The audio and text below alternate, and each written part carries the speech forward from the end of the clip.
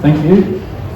My name's Frank Wilson, and I'm the President of the Preservation Bay Sulphur Creek Coastcare Group, the longest known for any organisation. Our group was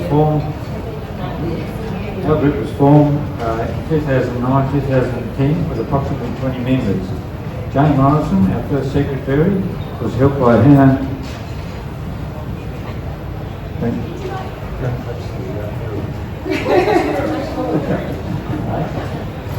I'll just wonder about the miracles.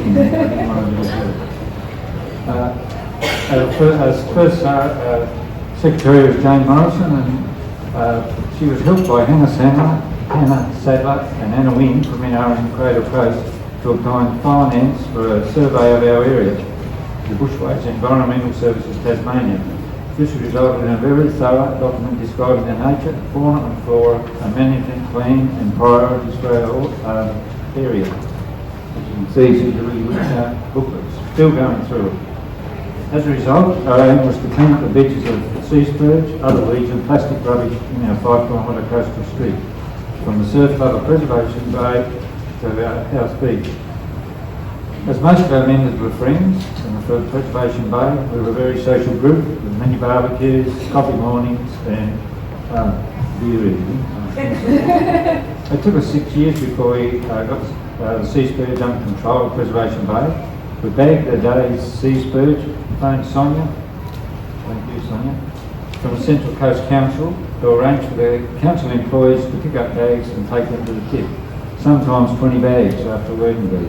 We also worked on other beaches in our area, and there was far less sea spurge west of Preservation Bay. We now only need to do a walk on the beach to pull the occasional road sea spurge. During that time, we obtained a Central Coast Council small grant for contractors to spray blackberries and blue periwinkle in the area of the coastal vegetation. We planted a lot of coastal plants along the sand dunes at the surf club into Preservation Bay Beach. During 2014 and 2019, we participated in the Tasmania Beach Profiling Project. There were 49 sites around the state, coordinated by Nick Bowden and the University of Tasmania. Their aim was to gather data and improve knowledge about the effects of severe weather storm events and sea level rise on the shoreline. We did this for 5 years, 4 times a year, measuring the profile of Preservation Bay Beach. We used a dumpy level, a staff and measuring tape, profiling the 8 points from the fixed measurement point to the low tide mark. It took 3 or 4 members each time we did the survey. Unfortunately, I believe the program lost its funding and is now stopped, which is a real shame.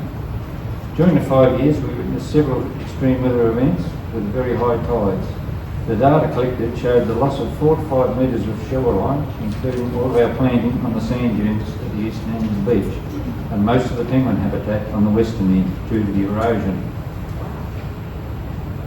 We started penguin footprint counting at Preservation Bay, Sulphur Creek and Station beaches to see if there was any effect on the penguins due to the loss of foreshore.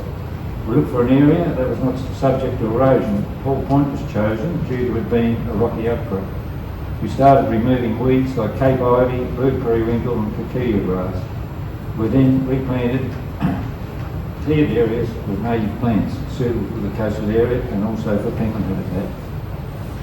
Once again, we applied and obtained another grant for weed spraying and help planting the area. The timing could not come at a better time. The timing could not have come at a better time as the money came through about the same time as the COVID-19 lockdown started. And the volunteers were not allowed to work for approximately 12 months in our municipality, so the contractors sort of completed most of the work for us. That's very handy. 2020, we started penguin monitoring and counting under the guidelines of the Tasmanian Penguin Advisory Group with the aid of Curtis Marker. I don't know whether Curtis is in. Thank you, Curtis. This is done every fortnight by 2 counters on one particular path up from the sea. We have 12 members counting, but only needs to be done every 2 months by each pair of counters, which is sometimes handy during the winter. Makes it long to thaw out after a cold winter's night. The collated data is sent to Purvis for the penguin monitoring. This is also a good guide for us to see if we are increasing the penguin numbers at Hall Point. Tasrail built a rock wall to help stop erosion, which was very close to their rail line. They accidentally disturbed some nesting penguins late in the season. As a result, Tasrail donated 50 penguin nest boxes. The nest boxes were made at the Ulverstone Men's Shed and some pupils from the West Ulverstone Primary School. When we received the boxes, we installed them in the 5-acre Hall Point area. It was close to the next mating season, so only 2 were utilised for breeding purposes, but 50% were used during the annual molt. Probably handy when you're mating for 2 weeks, some of this day. During some of the working bees, we noticed some dead penguin chicks. We borrowed some motion-activated cameras and set them around the area. We photographed a few cats, confirming they were in the area.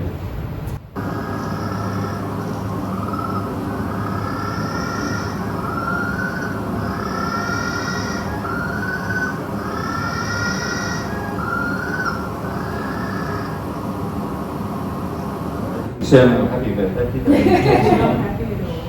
So with the aid of the Central Coast Council, we put in for a federal government grant from the Community Environmental Program for cat eradication.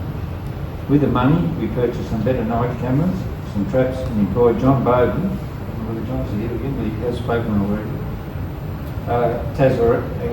cat eradication expert. John trapped 23 cats overall.